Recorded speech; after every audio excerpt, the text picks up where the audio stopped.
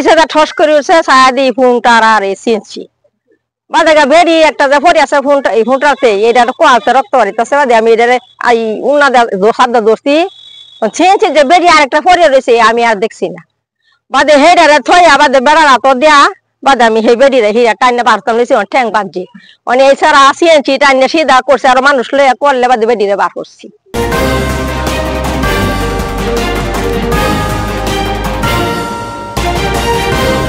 JTV, সময়ের সাথে সত্যের পাশে। ত্রিশাল টু কাননপুরের রাস্তা আর দুর্ঘটনার রাস্তা হিসেবে পরিচিত হয়ে পড়েছে। প্রতিদিনে ঘটছে একের পর এক দুর্ঘটনা, তারপরেও চালকরা অতি দ্রুত গাড়ি চালিয়ে যায়। এই যে দুর্ঘটনা প্রতিদিনে একটা না একটা প্রাণহানি ঘটছে, তারপরে এই রাস্তার মধ্যে কিন্তু চালকরা নিয়ন্ত্রণে আসছেন না। দুর্ঘটনা রোধে যদি প্রশাসন দ্রুত হস্তক্ষেপ গ্রহণ না করে তাহলে দুর্ঘটনা আরো বাড়বে, এমনকি মৃত্যু সংখ্যা দিন দিন আরো বেড়ে যাবে। পরে খালি একটা শব্দ শব্দ হয়েছে সিএনজি বসকা পরে এই যে রুগী টান্ডা সিএনজি রোডের ভিতরে রুগী আটকে উঠছে টান্ডা বাইর হয়ে পরে জায়গা জায়গা কোন জায়গা জায়গা বসাইছে। কাহামপুর একজন, বিশ্বগঞ্জ একজন, ত্রিশাল একজন, আর একটা কোন জায়গায় আমি সঠিক ঠিকানা পাইছি, একটা কোন জায়গায় সঠিক ঠিকানা পাইছি না। শালবন যে বাসটি দুর্ঘটনা ঘটেছে সেটি পালিয়ে গেলেও পিছনের বাসকে আটকেছে জনতা।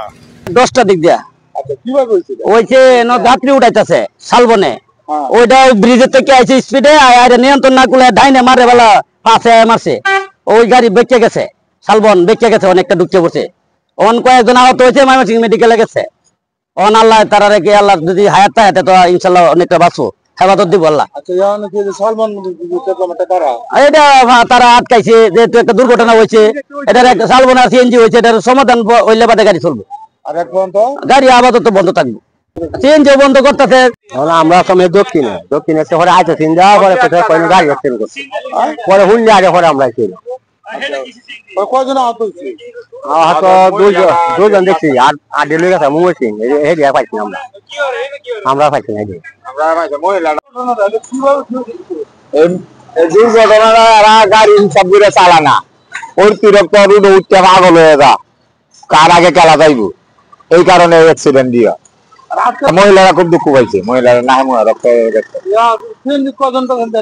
8 জন আছেন, 2 জন দুঃখ পাইছে, 3 জন দুঃখ পাইছে, একজন হালকা, আর একজন মহিলাটা না রক্ত গেছে বেশি, মহিলাটাই দুঃখ পাইছে বেশি। হ্যাঁ বয়স 30-35 হইব, 30-35।